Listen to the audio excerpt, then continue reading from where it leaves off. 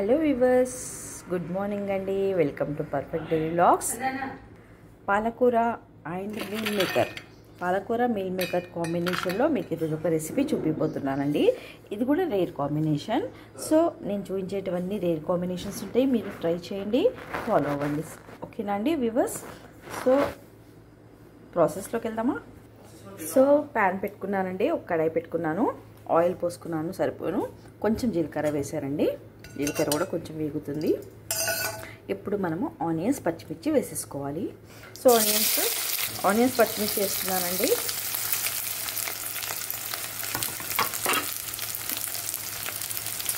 So onions పచ్చిమిర్చి వేగాలండి కొంచెము. ఇంతలో మనము ఈ మీల్ మేకర్ని కొంచెము వాటర్లో జస్ట్ ఇలా తడిపేసి తీసేయడమే అండి, లేకపోతే మెత్తగా అయిపోతాయి. సో చూడండి వ్యూవర్స్, ఇలా వేసాను కదా నేను వాటర్లో, జస్ట్ ఇలా అనుకొని తీసేయడమే, ఎక్కువసేపు ఉంచుద్ది అనమాట, లేకపోతే పాడైపోతాయి, అవి మెత్తగా అయిపోతుంది. సో ఇలా తీసి పక్కన ప్లేట్లో వేసేసుకోవాలి. సో ఇన్ని తీసుకున్నాను నేను, ఈ పెద్ద సైజ్ మీల్ మేకర్ అనమాట. సో కొంచెం తక్కువనే తీసుకున్నాను క్వాంటిటీ. ఆనియన్స్ కొంచెం ఒక 50% దాకా వేగే కదండి. ఇప్పుడు మనం యాజ్ యూజువల్గా అల్లం వెల్లుల్లి పేస్ట్,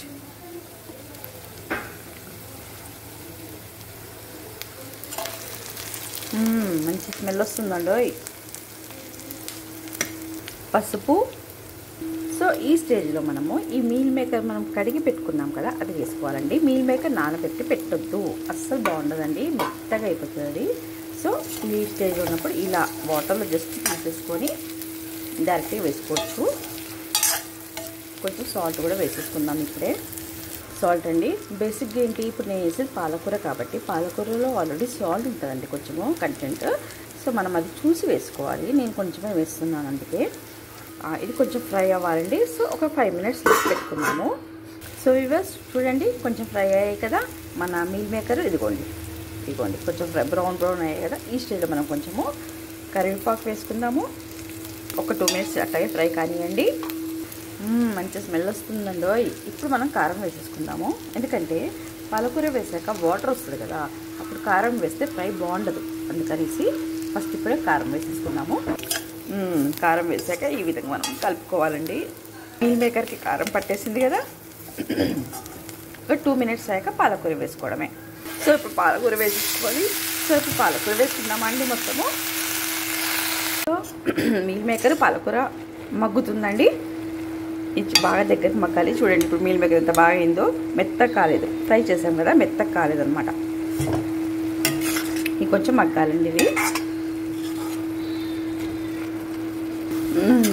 ఫ్రై రెడీ అయిందండి. ఉప్పు కారం అన్నీ సూపర్గా సరిపోయాయి. ఇప్పుడు టేస్ట్ కూడా చూశాను, ఇవి కూడా చూడండి ఎంత మంచి గట్టిగా ఉన్నాయో, ఇట్లా పిసి కాకుండా. ఈ స్టేజ్లో మనము ధనియాల పొడి వేసేసుకోవాలి. ఇప్పుడు ఈ మీల్ మేకర్ పాలకూరకి ధనియాల పొడి టేస్ట్ ఉంది, చాలా బాగుంటుందండి, మీరు ట్రై చేయండి ఒకసారి. ఒక 1.5 స్పూన్ వేసాను, చిన్న స్పూన్ అది. ఏమి టేస్ట్ స్మెల్ కూడా వచ్చేస్తుందండో. ఒక 2 minutes మళ్ళీ లిడ్ పెట్టేద్దాం.